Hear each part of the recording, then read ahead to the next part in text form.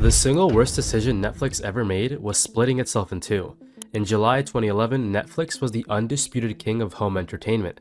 It had around 23 million subscribers, a stock price that had climbed over 200% in a single year, and a reputation as one of the most consumer-friendly companies in the world. It had already killed Blockbuster. It was doing everything right. Then Reed Hastings sent an email. The email announced that Netflix was separating its DVD by mail and streaming services into two different plans. Customers who wanted both would now pay for them separately, which in practice meant a price increase of up to 60% overnight. No warning at all. No transition period. Just a new bill landing in inboxes across the country. The backlash was immediate and volcanic. Netflix blog post announcing that the change received thousands of furious commenters within hours. Subscribers flooded social medias promising to cancel. Within weeks, Netflix had lost around 800,000 customers, the first subscriber decline in the company's history. Then, Hastings made it worse. 2 months later, in September 2011, he published an apology that opened with the words, "I messed up." But buried inside the apology was a second announcement.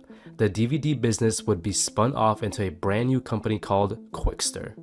Customers would now need two separate accounts, two separate websites, and two separate queues just to access the same content they'd always had. The apology became a second catastrophe. Netflix stock, which had been trading above $300, collapsed by over 77% in a matter of months. 3 weeks after the Qwikster announcement, Hastings reversed course entirely. The spin-off was dead before it had ever launched, but the damage was done. It took Netflix the better part of a year to recover the subscribers it had lost in a matter of weeks. While Netflix was rebuilding its reputation, it made a decision that would define the next decade. In 2013, it released House of Cards, its first major original series. The show was a critical and commercial success, and Netflix used it to justify a fundamental shift in strategy. Instead of just licensing other people's content, it would become a studio in its own right. That bet largely worked, producing hits like Stranger Things, Squid Games, and Ozark. But it also produced a habit that fans still haven't forgiven.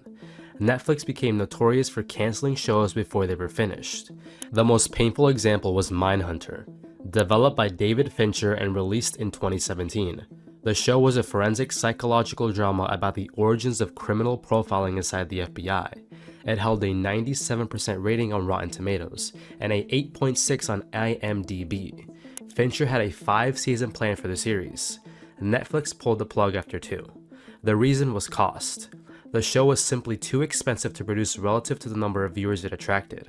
So a series that critics widely called one of the best dramas of the decade was quietly shelved.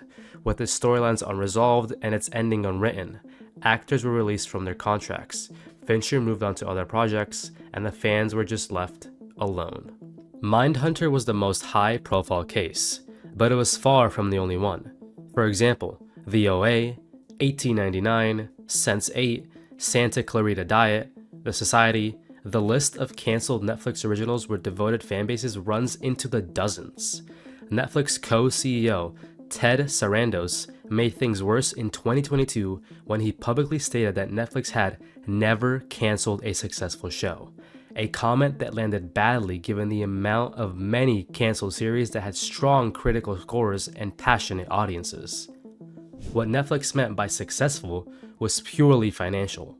If a show didn't hit a specific viewership threshold relative to its budget, it was gone, regardless of how good it was or how much people loved it. In 2022, Netflix was facing a different kind of problem. The pandemic boom was over. Disney+, HBO Max, Amazon Prime, and Apple TV Plus had all entered the market and started competing seriously for subscribers. In the first quarter of 2022, Netflix lost 200,000 subscribers, the first net loss in over a decade. The stock fell 35% in a single day. Wall Street panicked. Netflix panicked with it. The response was the ad-supported tier. In November 2022, Netflix launched a $6.99 per month plan that included commercials. The logic was straightforward. Offer a cheaper entry point to bring back subscribers who had canceled while generating advertising revenue on top of subscription fees. Plenty of other streaming platforms already had ad tiers, so Netflix wasn't doing anything unusual. What made it unusual was the framing. Netflix had built its entire brand identity on being the streaming service without ads. Its original pitch in the late 2000s was specifically contrasted against cable TV. No ads, no schedules, just content on demand. Introducing an ad tier felt to so many long-term subscribers like the company was slowly walking back every promise that had made it worth subscribing to it in the first place. That impression hardened over the following 2 years as Netflix began quietly killing its cheapest ad-free plan. In 2024, Netflix discounted its basic tier in the United States. The $9.99 ad-free option had been a staple of the service for years. Subscribers were now left with the choice: pay for ads or pay significantly more to avoid them. The standard ad-free plan was $15.49. The premium plan was $19.99. The ad-supported tier, positioned as a low-budget option, had become the de facto entry point, not by choice, but by the elimination of the middle ground. Then came the password sharing crackdown. For years, Netflix had tactically encouraged people to share their accounts. As far back as 2016, the company's own Twitter account had posted that love is sharing a password, positioning account sharing as a wholesome, relationship-friendly feature of the service. Netflix internal research later revealed that over 100 million households worldwide were using borrowed accounts. The company knew, and it didn't care, because during the growth phase, every borrowed account was a potential future subscriber. In May 2023, Netflix flipped the switch and began requiring that accounts to be tied to a single household, enforcing the restriction through IP addresses, device IDs, and account activity. Anyone outside the account holder's home, college students, family members in other cities, ex-partners who had never gotten around to canceling, was suddenly cut off.